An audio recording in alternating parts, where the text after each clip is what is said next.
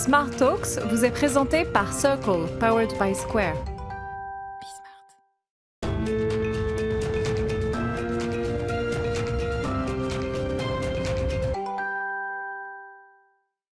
Bonjour à tous, ravi de vous retrouver dans Smart Talks avec Gus évidemment. Ravi de vous retrouver, comment ça va ? Mais très bien, toi. Smart Talks, vous le savez, Gus, c'est l'émission qui déshabille les entreprises pour mieux les découvrir et découvrir leur stratégie. Et on accueille aujourd'hui John Tanguy. Bonjour John. Bonjour. J'espère que vous allez bien. Vous êtes le directeur de la stratégie, de l'innovation et de l'environnement de la Société du Grand Paris, qui est un EPIC. On reviendra sur cette définition de cette structure.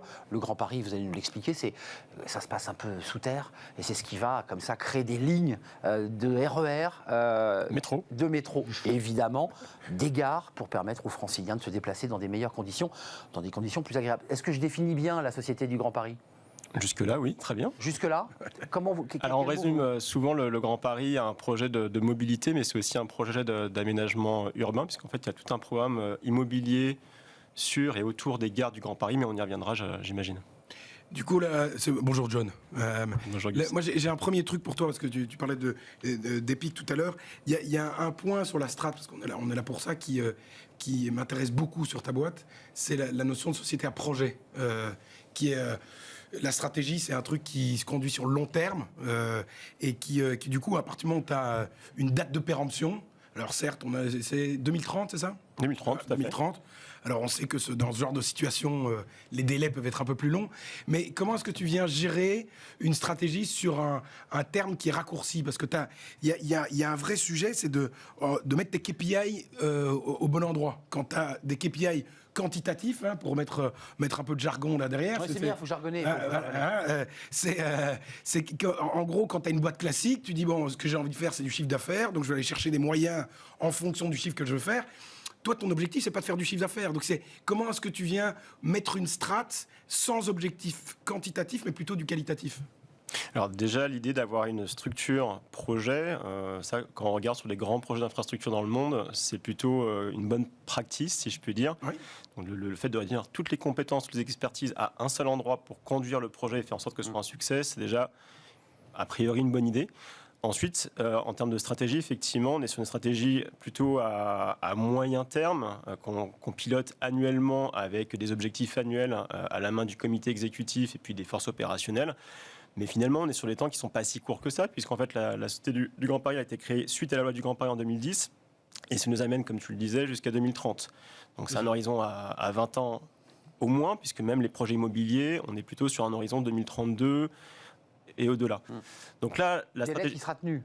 Oui, qui sera Parce que c'est un sujet, ça, pour les Franciliens, qui se disent, est-ce que les délais seront tenus ? Parce que les travaux, en général, c'est difficile. Ouais, après, on peut dire qu'ils sont tenus aujourd'hui, mais de toute façon, ce sera en 2030, donc on verra si ça... Alors après, là, ils seront tenus. Je le dis, alors après, il y a toujours des aléas qui pouvaient prévoir effectivement la crise Covid. Un an et demi. Le contexte géotechnique, donc là on a dû arrêter nos chantiers. Ah oui. Ouais. Le contexte géotechnique francilien qui fait que voilà, on creuse pas dans un, si je puis dire, un sous-sol qui est vierge. Donc en fait, on doit faire aussi avec des réseaux existants.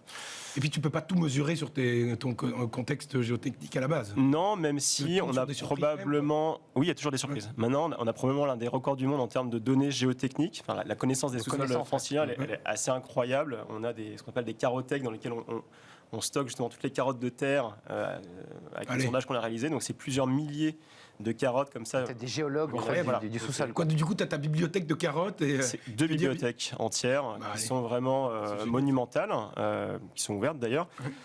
N'empêche, il y a toujours des surprises. Ça veut dire qu'ils sont ouverts au grand public ? Alors oui, sur invitation de la Société du Grand Paris, on peut amener effectivement des personnes à venir visiter les carothèques avec plaisir. Mais pour revenir à la question, même si on a un horizon entre guillemets qui est fini, ça ne nous empêche pas, et ça nous oblige à avoir une stratégie qu'on pilote avec des horizons donnés. Donc là, on a une stratégie pour 2024 qui a été définie avec... 2024, c'est les JO, il faut quand même... C'est les JO, mais ce n'est pas que les JO.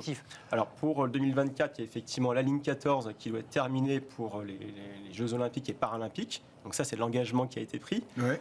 Et donc effectivement, ça nous oblige en termes de pilotage à être bon, à être performant. Oui. Et donc chaque année, et même de façon plus rapprochée que ça, on définit, on pilote effectivement ces objectifs en termes de qualité du projet, de coût, de sécurité aussi.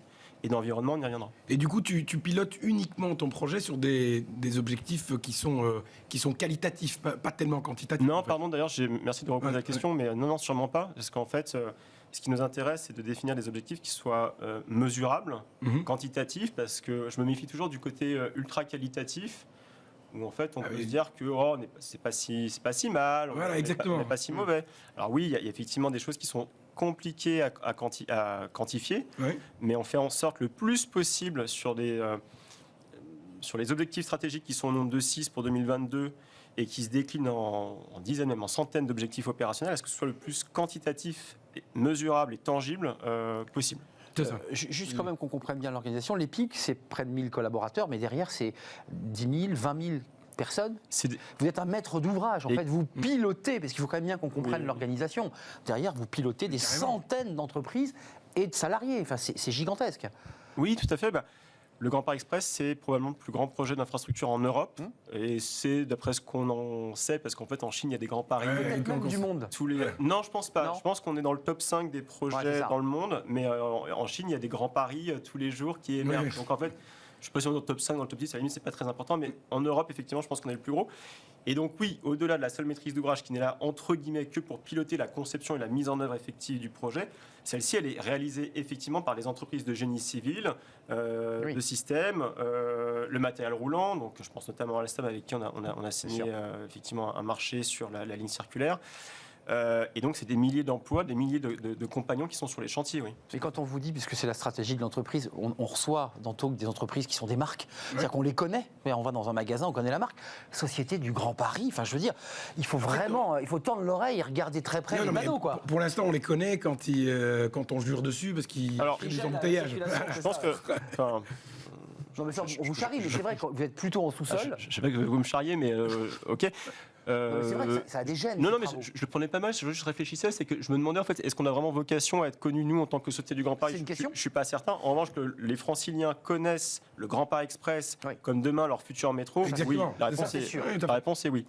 Mais Société du Grand Paris, le fait que la marque soit pas, non, la marque soit pas connue. On n'a pas vocation à être une grande marque, avec un intérêt sur la marque et une valeur sur la marque importante. Juste, excusez-moi. Pas les mêmes enjeux. Vous avez quand même une difficulté par rapport à d'autres entreprises qui ont des conseils d'administration, bien sûr, et des actionnaires, ce qui va sans dire. Vous, vos actionnaires, c'est l'État, les départements, les régions, des élus locaux. Oui. 21 membres dans un conseil de surveillance qui, globalement, pilote, organise et donc fixe aussi, d'une certaine manière, la stratégie. Tout à fait. C'est compliqué parfois ? Il peut y avoir des discussions. Dire que c'est compliqué, ça me paraît excessif, mais effectivement, le conseil de surveillance est en charge de valider des stratégies, des éléments stratégiques que nous proposons. Typiquement sur la stratégie environnementale qui a été proposée par la Cité du Grand Paris, ils ont le comité exécutif. C'est bien le conseil de surveillance qui valide et qui fait des recommandations, mais j'ai plutôt le sentiment que ça se passe bien, très sincèrement. Est-ce que, pour revenir sur tes objectifs, un des gros enjeux sur ce genre de boîte où il y a des capex qui sont gigantesques et sur des termes qui, en fin de compte, sont...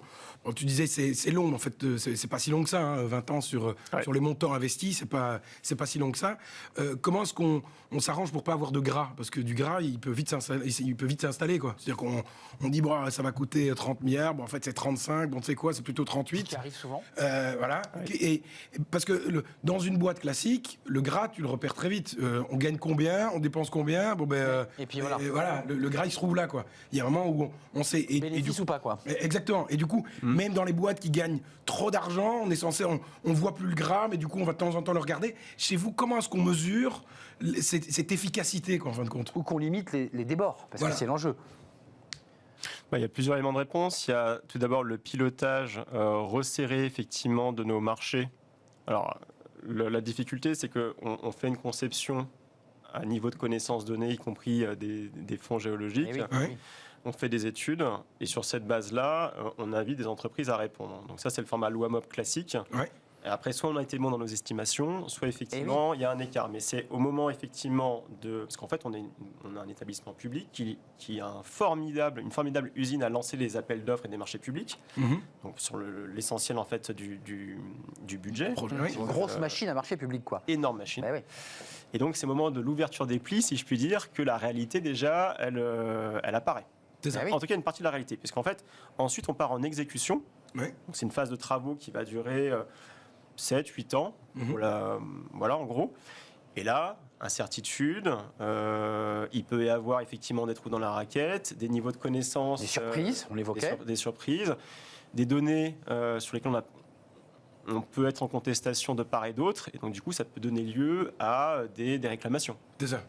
Donc ça arrive. Donc ça charge effectivement à nous d'être bons dans le pilotage, à être bons dans la discussion qu'on peut avoir avec les entreprises. En amont. Ils sont aussi très très armés, comme vous pouvez l'imaginer, en phase d'exécution.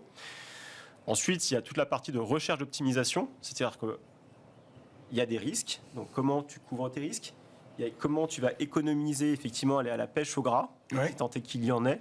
Pas forcément évident. Donc sur quelques exemples précis en matière de maintenance, on a regardé si on ne pouvait pas optimiser avec nos partenaires des RATP un certain nombre de schémas de maintenance de l'infrastructure, puisque donc RATP sera en charge de la maintenance de l'infrastructure et des gares. Parce que vous installez les gares, les tunnels, vous réglez, puis en plus, vous le laissez à des prestataires derrière. À des opérateurs. Donc il y aura effectivement un exploitant ou des exploitants qui seront désignés par Île-de-France Mobilité, qui est l'autorité.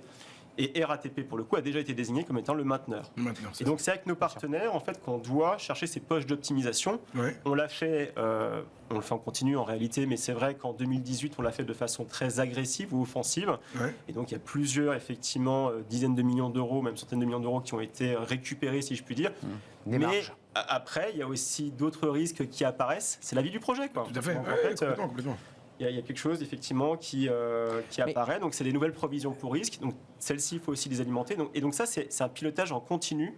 Mais vous avez deux enjeux, John, en fait. Vous avez l'enjeu du délai, vous nous avez dit on va tenir, et ça c'est un enjeu hyper fort, parce qu'il faut que la stratégie colle, en se disant, nous, notre objectif c'est d'abord 2024, puis on a vu Et puis il y a un deuxième enjeu, c'est de ne pas trop dépenser, c'est de rester dans l'enveloppe, et d'avoir des entreprises en face qui vous disent, moi écoutez, je m'en sors pas, je ne vais pas y arriver. C'est ça l'enjeu. Après, la question du critère prix, si je puis dire, elle est quand même assez importante dans notre façon d'acheter aussi sur les différents marchés. Donc ça, c'est pas une surprise. Et après, c'est une discussion dans la façon dont on manage, on pilote le contrat au quotidien, et c'est un vrai enjeu pour tous les acteurs. Et aujourd'hui, avec la volatilité du prix des matériaux, est-ce que c'est quelque chose sur lequel vous souffrez un peu, ou bien c'est... Alors, aujourd'hui, donc c'est quelque chose qu'on regarde avec beaucoup d'attention. Aujourd'hui, la réponse est non. On n'en souffre pas là, à l'instant T où je te parle.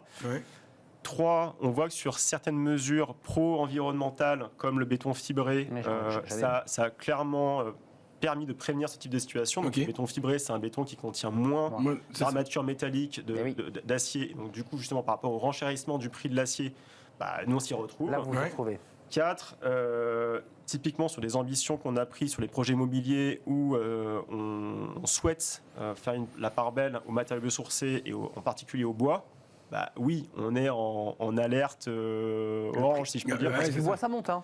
Exactement. Ah bah oui, il y a... on doit être le métal, le bois... sur entre guillemets, une forme de sécurisation d'approvisionnement et les prix. Et être sûr de bien avoir le bon prix et le stock, quoi. Et du coup, dans ta strate là-dessus, parce qu'à partir du moment où à l'inverse de chantiers plus petits, où tu achètes, entre guillemets, par chantier, là, tes tunnels, tu sais que tu vas les construire pendant 20 ans. Est-ce que du coup, il y a une stratégie d'achat où on va acheter sur du long terme, on va jouer sur les marchés pour essayer de... Est-ce qu'il y a des équipes au sein de la boîte qui vont jouer sur les marchés, parce que vous achetez des matières en telle quantité? Est-ce qu'il y a ce genre de quantités qui sont là, comme on pourrait les retrouver chez les énergéticiens ou autres, quoi? Alors nous, on n'est qu'une maîtrise d'ouvrage. C'est ça. Donc, c'est bien le rôle des entreprises répondantes de prendre la responsabilité de... Celles qui ont eu le marché, donc pour le coup. Exactement. Mais ça ne nous empêche pas d'avoir une action proactive vis-à-vis de filières économiques. Et c'est typiquement ce qu'on fait sur les déblais. Donc en fait, on excave énormément de terre, des argiles, des sables, 45 millions de tonnes de terre, ce qui est assez monumental. Et évacué en ferroviaire et en fluvial, j'ai vu. Alors, en partie. En partie. Donc là, on est au rendez-vous de cet objectif en termes d'évacuation alternative, ferroviaire et fluviale. Donc 15% de nos déblais qui partent par ces voies-là. Non sans difficulté, mais on y arrive. La question, c'est faut les transporter, il faut les stocker, y compris en étant au top en termes de réglementation. Tout ça, c'est un coût. Ça va où d'ailleurs? Pas totalement anodin. Dans des exutoires, des plateformes qui C'est sont ça. en charge, leur métier, Et qui vont de gérer ces stocks de ces terre. déblais, puis de les valoriser effectivement dans du bâtimentaire, dans des projets d'aménagement.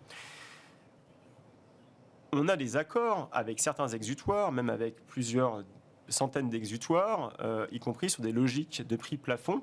C'est ça. Et après, c'est aux entreprises de De gré à gré, de gérer. gérer effectivement c'est ça. ces prix qui ont été vus avec nous et de s'en emparer ou pas. C'est ça. Mais nous, on est là effectivement pour, entre guillemets, aider tout le monde, mais à la fin, c'est quand même bien À la l'entreprise fin, qui s'engage sur la c'est- base d'un c'est prix de elle. responsabilité. C'est ça. Ouais.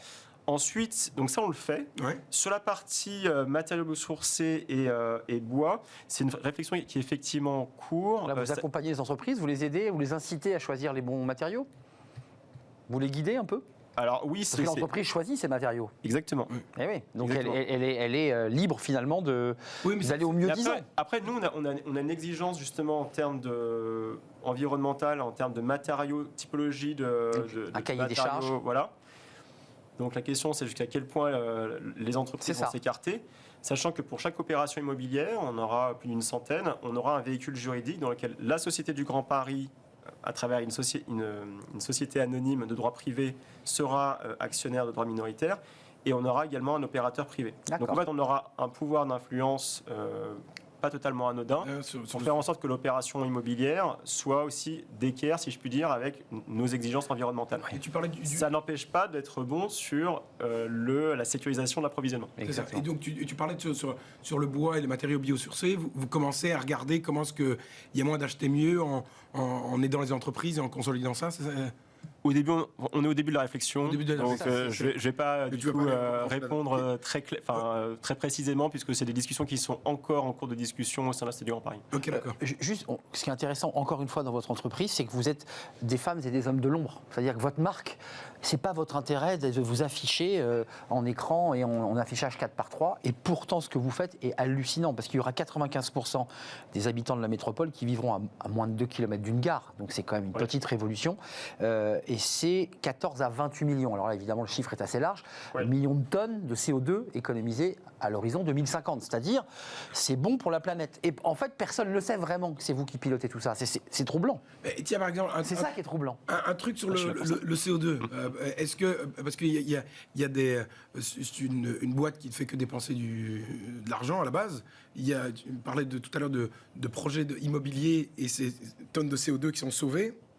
Est-ce que d'une manière ou d'une autre, vous allez pouvoir valoriser ces trucs-là d'une manière ou d'une autre et avoir des rentrées, une sorte de rentrée financière?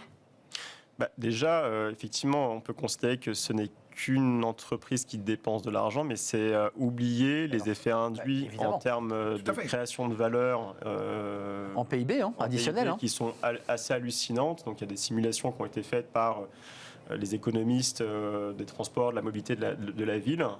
J'ai trouvé 10 à 20 milliards de PIB additionnels par an. Voilà. Grâce à ce Par- projet. Mais donc- ces trucs- c'est donc- colossal. donc ça, c'est une valeur additionnelle. Enfin, c'est pas additionnel. C'est aussi une des raisons du pourquoi de ce projet. Bah, Ça, bien c'est sûr. sûr, ça, c'est sûr. Donc, Mais ça se retrouve pas sur ton PNL. Je veux dire. Tu vois, c'est un truc est-ce que en fait est-ce que tu mesures ton projet avec des Alors, KPI comme cela ou Oui, le PNL, pour nous, effectivement, on est loin d'un Estée Lauder ou d'un Chanel. C'est effectivement le temps de mobilité qu'un francilien va gagner. Enfin, C'est ça. typiquement, donc C'est ça. c'est très clairement objectivable, mesurable. Ok. On le sait, sur cette question de la mobilité, c'est un des premiers facteurs d'accès à l'emploi. Tout à Bien fait. sûr. Plus une personne, un chercheur d'emploi, est éloigné d'un bassin d'emploi, Ouais. moins il a de chance d'en C'est ça. trouver un, Bien sûr. effectivement. Et là, on permet de faciliter Ah oui, l'accès complètement. au bassin d'emploi. Donc, C'est évident. il y a plusieurs simulations d'ailleurs qui sont disponibles sur le site qui permettent de gagner jusqu'à 2 à 3 fois plus de temps avec le Grand Paris Express. Donc ça va avoir un effet. Et bon pour la complètement. planète, si je peux me permettre. Parce qu'on Voilà. aurait pu créer des autoroutes avec 8 voies, quoi. Donc c'est pareil, tu peux considérer que le Grand Paris Express n'est qu'une usine à faire couler du béton et à un effet Voilà, une négatif stratégie. en termes d'émissions de gaz à effet de serre. Donc en l'occurrence, c'est 4,4 millions de tonnes équivalent CO2. Une tonne équivalent CO2, en fait, pour resituer, c'est un Paris-New York, pour que Ouais. tout le monde comprenne. Mais effectivement, c'est des économies grâce au report modal, donc moins de véhicules, y compris électriques, parce qu'on a fait ces simulations aussi en se disant, mais oui. est-ce que le véhicule électrique demain, c'est pas mieux qu'un Grand Paris? Et en fait, on a regardé et on est également meilleur sur l'ensemble de la chaîne d'un véhicule électrique. Vu le flux de voyageurs, 2 à 3 millions de voyageurs par jour. C'est effectivement un gain. Donc, pourquoi 14 à 28 millions? Parce qu'on reste prudent. On a plusieurs scénarios, plus ou moins conservateurs.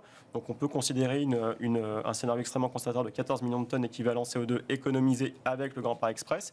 Et donc report modal et densification. On le sait, une ville plus dense et avec moins d'étalement urbain, c'est plus sobre, c'est mieux pour la planète. Gus l'évoquait, il y a un débat sur l'immobilier. C'est-à-dire qu'une fois que vous avez créé ces espaces souterrains avec des voies qui vont faire circuler les voyageurs, derrière, il y a vraiment de l'espace pour reconstruire, rebâtir. Est-ce que ça rentre dans la stratégie. Dans votre PNL à vous? C'est que soudainement, vous commencez à faire des rentrées financières parce que vous avez des projets IMO sur lesquels que vous pouvez valoriser, ou bien c'est pas à vous ça? Là aussi, c'est du maître d'ouvrage. Alors, oui. Alors moi, je ne suis pas spécialisé sur les projets immobiliers, mais effectivement, l'un des intérêts, c'est que tu as un bénéfice pour le projet à partager le risque avec des grands opérateurs immobiliers. Ouais. Ok, c'est ça. Donc, en fait, c'est sur du foncier, Grand Paris Express. Oui, c'est ça. Donc, on valorise ce foncier. Exact. Donc il y a une forme de reward. SNCF a son foncier et qui va valoriser. Il y a un reward pour le projet. Exact. Et encore une petite question sur cette date de fin de projet. Juste, puis, tiens. C'est un peu ça ma recherche. C'est ça. C'est la boîte a, sur ces 20 années, 30 années, énormément d'assets physiques qui sont là. Est-ce que dans la stratégie de la boîte, on sait déjà ce qu'on va en faire? Je ne sais pas, les tunneliers, enfin, je ne sais pas s'ils sont à vous ou pas. Non, mais, on n'est pas propriétaire. Vous n'êtes pas propriétaire, mais est-ce qu'il y a des assets conséquents où on se dit, en fait, il y a un moment, il va falloir qu'on les sorte, et donc on prévoit déjà day one au moment où on l'achète, qu'il y a un moment, on va le sortir parce que il sera, ou bien c'est pas vraiment encore d'actualité? Discussion en cours, on reste propriétaire de l'asset infrastructure, si je puis dire, mais la question c'est effectivement, il y aura un exploitant ou des exploitants, et puis il y aura un mainteneur. C'est la vraie question à l'issue des chantiers, savoir qui sera propriétaire. Quel sera le rôle de la SGP à définir. Après, il faut rester assez prudent parce que on est sur un projet, c'est plutôt des projets. C'est une multitude de projets en fait. C'est effectivement, on gère 4 lignes sous maîtrise d'ouvrage, donc 15, 16, 17 et 18. D'autres projets qu'on cofinance, donc la ligne 14 est sous maîtrise d'ouvrage RATP, mais on finance. Il y a le projet EOL également, on aurait pu considérer qu'il y a à chaque fois une société projet différente. Là, tout est regroupé au sein de la même. Oui, exactement. Ouais. Et donc, je pense qu'il y aura un effet d'expérience, et sur les premiers tronçons livrés, sur la partie préparation à l'exploitation, à la maintenance, il y aura aussi, entre guillemets, pardon pour l'expression, mais une forme de service après-vente à assurer aussi avec le futur exploitant et le mainteneur. Donc on aura un rôle à jouer dans la reprise. Et d'ailleurs, j'en terminerai par là, mais les expériences qu'on a vues de l'autre côté de la Manche, côté Crossrail, donc le Grand Londres, n'ont pas été très bonnes de ce point de vue-là. Ils ont débranché trop vite. Mais c'est génial parce que du coup, il y a vraiment cet apprentissage en marchant, parce que vous faites des travaux sur des lignes qui vont devoir être utilisées pendant les 100 prochaines années. Quoi. On l'espère, oui. Et du coup, est-ce que, vu que les choses vont tellement vite et qu'il y a des nouvelles technos qui arrivent, et que les travaux sont quand même d'une certaine durée, est-ce qu'il y a encore cette agilité de se transformer en cours de route en disant, en fait, on allait mettre des rails comme ça, et en fait, il y a un nouveau truc qui arrive, en fait, on va mettre autre chose dedans, quoi. Ça, c'est mon rêve.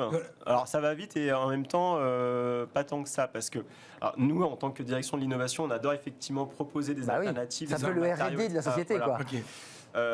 Sauf que un projet de conception, donc on fait les études, on arrête un projet, on part en appel d'offres, c'est des temps très très long. Donc quand vous venez, faire salut, il y a un nouveau matériau, un nouveau béton, il y a les directions de projet. Il y a John qui arrive. John, ok. Non, mais ça se passe de façon plus constructive que ça. N'empêche, c'est vrai que c'est perturbant. Et vous venez gripper un peu la machine. C'est vrai que c'est perturbant. Mais typiquement, là, sur le loin, la ligne 18, on teste des bétons nouveaux qui sont beaucoup moins émissifs, de l'ordre de 70% par rapport à des bétons traditionnels. Bon, on le fait concert avec la direction de projet, donc on peut encore faire quelque chose. Maintenant, la question de la faisabilité technique, elle est primordiale par rapport au côté c'est super disruptif, super novateur. Non, mais vous pouvez pas glisser, c'est pas possible. Non, moi ce qui m'intéresse, c'est vraiment est-ce que c'est faisable, applicable. Il y a vraiment un dernier petit mot, parce que il y a vraiment quelque chose que vous pourriez apprendre aux grands groupes de manière générale, hein, c'est qu'ils ont énormément de difficultés à gérer des projets sur du long terme. C'est-à-dire que j'étais avec un des membres du COMEX d'une grosse boîte de pharma il n'y a pas longtemps, qui disait voilà, aujourd'hui, en fait, on sait que pendant les 10 prochaines années, en fait, on fera des très bons chiffres. Mais le vrai challenge, il est dans 20 ans. Et que les mecs qui sont aujourd'hui, ils sont payés pour faire des chiffres qui sont aujourd'hui. Donc comment est-ce qu'on va être bon et pour les 20 prochaines années? Et ces sociétés à projet, la manière dont vous mettez la stratégie, il y a vraiment des trucs intéressants à les regarder là derrière, quoi. Même si vous, dans votre cerveau, ça va s'arrêter un jour. Enfin, vous dites pas, je fais ma carrière jusqu'à 60 ans à la Société du Grand Paris. Non, mais je veux dire, intellectuellement, c'est pas pareil. Je me demandais si c'était mon cerveau qui s'arrêtait dans quelques temps, mais Non, votre cerveau va pas s'arrêter, mais vous dites pas, jusqu'à 60 ans, je peux rester à la Société du Grand Paris. Non, c'est pas Parce que c'est ça l'idée, c'est que c'est du projet, donc ça va s'arrêter. Oui. Après, il y a plein de projets, puis il y a plein de la porosité en termes d'expertise. Voilà, ça marche assez bien. Ouais, le fait que vous puissiez éveiller.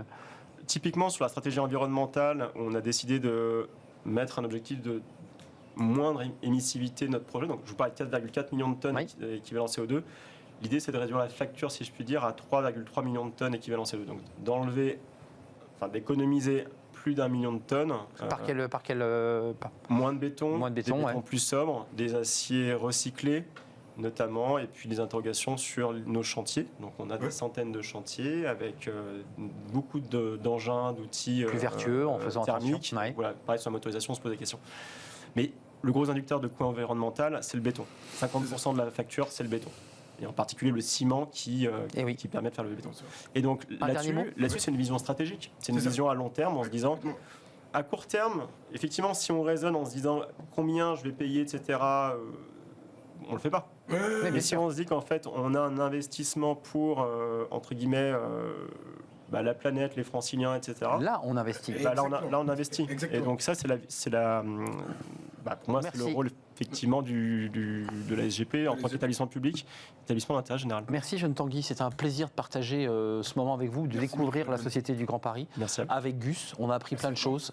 Société du Grand Paris, et vous êtes vous le directeur de la stratégie de l'environnement et de l'innovation, avec 2024 et l'autre date c'est 2030. Alors il y aura 2025. 25. Donc on aura tout la ligne 15 Sud, donc de Pont-de-Sèvres jusqu'à Champigny, qui sera livrée fin 2025. Et on aura également en 2026. Il y a beaucoup d'échéances intermédiaires en fait, avec la ligne 16 et 17, avec un certain nombre de tronçons qui seront livrés. Sur la ligne 18 également, entre Massy et puis Saclay. Et j'en termine pas parce que visiblement il faut arrêter. Non, mais c'était fabuleux. Là, je sentais qu'on allait faire le tour de l'île de France. Il y a quand même 200 km de voies nouvelles. John Tanguy est un homme passionné de cette Société du Grand Paris. C'était un vrai plaisir de partager ce moment avec vous. On se retrouve évidemment pour un prochain numéro avec Gus. Évidemment, portez-vous bien. John. Smart Talks vous a été présenté par Circle, powered by Square.